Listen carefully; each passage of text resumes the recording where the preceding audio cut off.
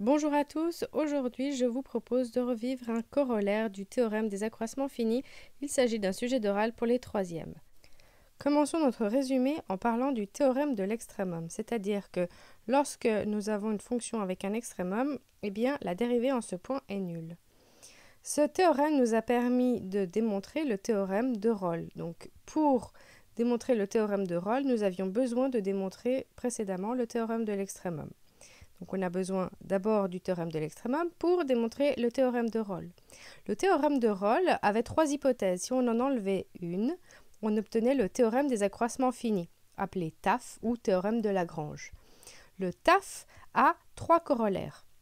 Premièrement, les deux premiers que nous avons déjà démontrés, et à l'aide de l'un de ces deux corollaires, eh bien, nous obtenons le corollaire numéro 3.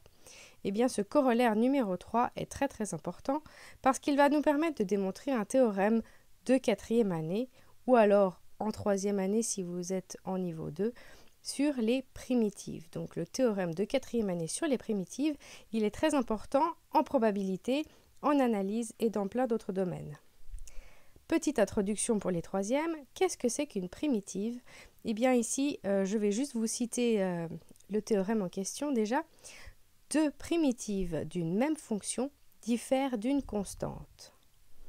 Voilà. Donc, ce théorème étant énoncé, je vous propose de définir ce que c'est qu'une primitive, histoire que vous voyez que ici, ce sujet d'oral, il ne faudra pas l'utiliser juste pour une fois dans votre année, une fois, puis si on ne l'utilise pas, eh ben, c'est pas trop grave. Non, c'est quelque chose de très important, et donc il a des effets tout au long de la quatrième année. C'est pour ça qu'on l'utilise déjà en troisième année, pour avoir des bases solides pour la quatrième année. Donc, deux primitives d'une même fonction diffèrent d'une constante. Apprenez cette phrase, vous devrez sûrement la ressortir à plusieurs occasions. Si je prends une fonction grand f, attention une majuscule par exemple x carré, eh bien je cherche petit f de x. Quel est le lien entre ces deux choses? Eh bien on va appeler grand f la primitive de petit f si grand f' est égal à petit f. Donc en gros, savoir dériver, c'est important. Donc maîtrisez bien vos règles de dérivation. On les utilisera en long, en large et en travers tout au long de la quatrième année. Et il faudra surtout savoir faire des allers-retours entre une fonction et sa primitive ou sa dérivée. Mais ici, le sujet, c'est le corollaire numéro 3 du TAF. L'énoncé commence donc par un si. Deux fonctions f et g ont la même dérivée, alors leur différence est une constante. Vous avez la démonstration qui dure très peu de lignes, mais qu'est-ce qu'on trouve dans la table CRM? Ici, on y trouve un lien entre la dérivée première et la croissance. F est croissante ou décroissante et ça va avoir un effet sur la dérivée. Donc f', qu'est-ce qui se passe? C'est plus grand ou égal à 0 si et seulement si. Eh bien quoi? Si f est croissante. Et puis, qu'est-ce qu'on va avoir dans l'autre sens? On va avoir f décroissante si et seulement si f' est plus petit ou égal à 0. Quel est le lien entre ces deux lignes? C'est le égal. Et quel est le lien entre croissant et décroissant? Eh bien, le lien entre croissant et décroissant, c'est simplement constant. Une fonction qui est croissante et décroissante en même temps, eh bien, elle est tout simplement constante. C'est ça notre corollaire d'aujourd'hui. Nous allons ici parler donc de la fonction f est constante si et seulement si f' est égal à 0. Et donc, qu'est-ce qui se passe? Nous avons donc un corollaire et non pas le théorème des accroissements finis à énoncer. Nous allons carrément faire notre fiche ici avec le corollaire tiré du cours. Donc ici, ce qu'il faut retenir, c'est on a un soit avec un contexte et puis ensuite on a la dernière ligne qui rajoute un si et un alors. Le si f' égale 0, alors f est constante. Donc c'est ça qu'on va démontrer. Et pour la réciproque, on changera juste ce qui vient après le si et le alors. Et on ne touchera pas à tout ce qui vient après le soit. Donc, commençons par énoncer notre corollaire. Le corollaire, il doit avoir le même contexte, sauf qu'on lui rajoute une hypothèse de plus. Donc, on commence de la même façon que le corollaire numéro 2, c'est-à-dire, comme le TAF, on va reprendre nos deux fonctions f et g, deux fonctions qui vont être toujours continues sur un intervalle fermé et dérivable sur l'intervalle ouvert. Donc, ici, n'oubliez pas soit, et puis ça reste fixe pour le taf, pour les corollaires. Et vient alors la spécificité de ce corollaire, le si quoi, on rajoute une hypothèse. Ici, si f' est égal à g', et ça pour tous les x de notre intervalle, ici on retient ouvert, puisqu'il y a des primes et dérivables, c'est toujours sur un intervalle ouvert, alors f de x est égal à g de x, plus une constante sur l'intervalle, et ici il n'y a pas de dérivée, donc on peut prendre l'intervalle fermé. Donc voilà l'énoncé. Ici, il est donné donc dans la fiche pour le théorème. Et puis, il serait intéressant de comprendre un petit peu comment ça fonctionne. Donc, je vous propose de commencer par un exemple. Prenons donc une fonction f' qui serait égale, disons, à 2x. Alors, quelle est la fonction qui donne 2x comme dérivée? Eh bien, on la reconnaît, c'est x carré. Eh bien, il se passe qu'il y a une autre fonction qu'on va noter g, qui a la même dérivée, qui est aussi égale à 2x.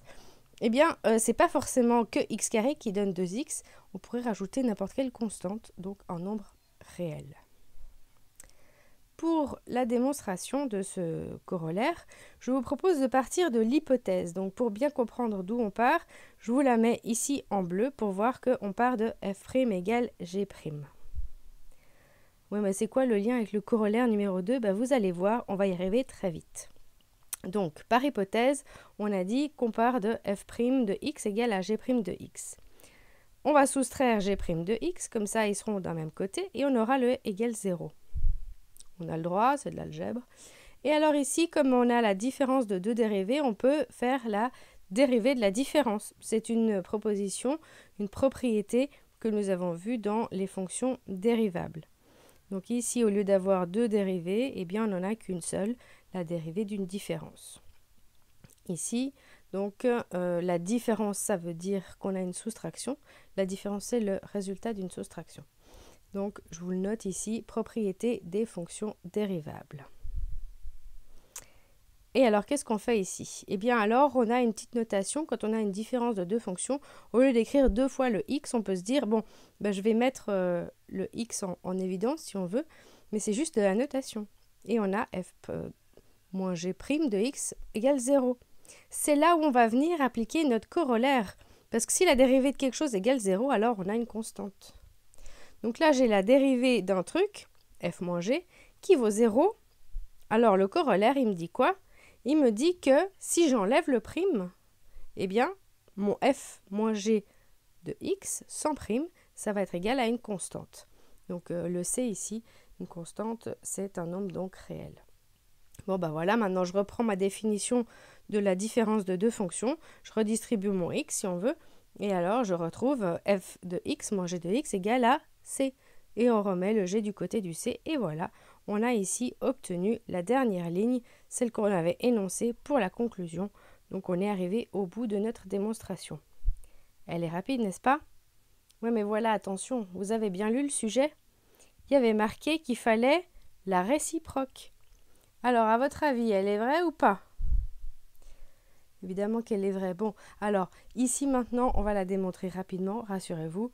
Oui, non, mais là, je sais, c'est trop long. Hein, donc, au lieu de s'amuser à tout réécrire, le soit, f et g, de fonctions, machin, ce qu'on va faire, pour bien comprendre qu'on échange l'hypothèse de l'un et la conclusion de l'autre, eh bien, on va le faire vraiment visuellement. Donc, je reprends mon corollaire. Le 3, ça suffira, pas le 2. Donc, je vais garder uniquement le corollaire numéro 3, celui qu'on vient de démontrer, mais je ne vais pas les garder comme ça. Je vais échanger l'expression en bleu, qui était mon hypothèse, et mon expression en noir, qui était ma conclusion. Donc ici, ma conclusion devient mon hypothèse, et mon hypothèse devient ma conclusion. Vous comprenez pourquoi c'est juste? C'est tellement évident.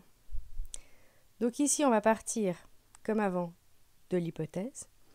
On dérive vite fait, hein, donc la dérivée d'un côté et de l'autre. Si la différence est à dériver, c'est séparable en la différence des dérivées. Bon, g', je laisse g', et puis la dérivée de la constante, ça vaut 0. Ah voilà, c'est bon, c'est immédiat.